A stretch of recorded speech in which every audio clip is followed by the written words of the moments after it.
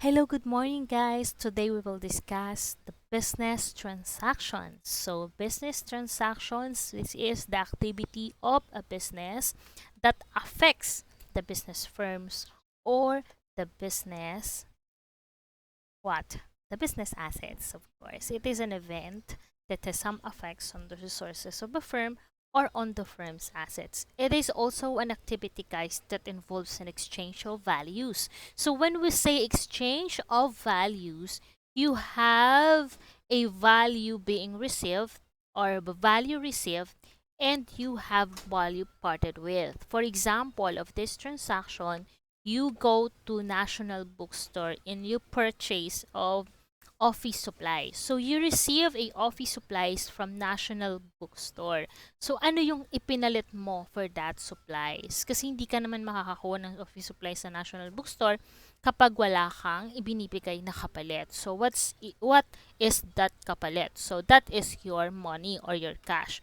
So if you bought or you are buying supplies for your business, so nagkaroon ng supplies ng iyong business, but nawalan ka ng cash or nabawasan ang iyong cash. So that is an exchange of values. And that is also always equal, no? Should be always equal.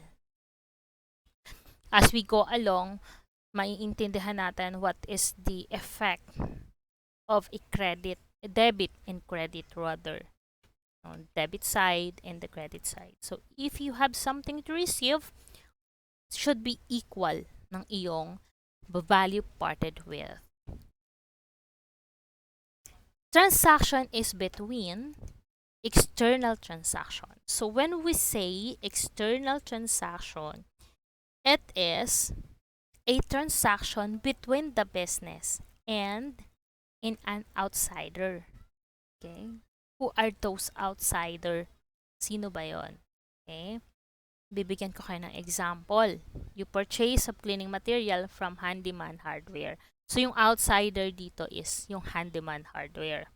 Okay? That is an external transactions of a business. And another transaction is internal transaction. Okay? What is the internal transaction? Example nito is the supplies that being used daily in the operations of the business. So when we say use daily in the operations of the business, okay, it is clearly states that when we say internal, no, it is the transactions that happen within the business that does not involve outsiders. Ano, hindi si BDO, hindi si handyman, hindi si national bookstore, but within the business firm, yung transactions. Okay?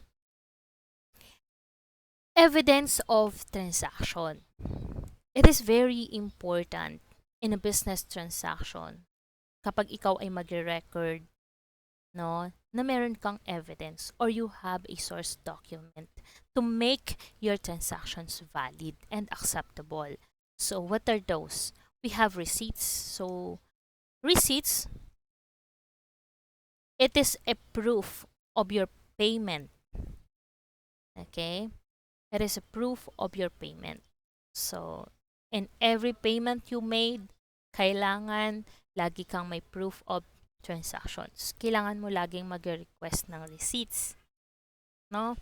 Magkakalimutan mag-request ng receipts. Kasi kapag wala kang receipts, pwedeng invalid ang iyong transactions and unacceptable. So, kawawa ka naman kung hindi siya ma-honor. Sayang. Invoice and bills. So, what are those?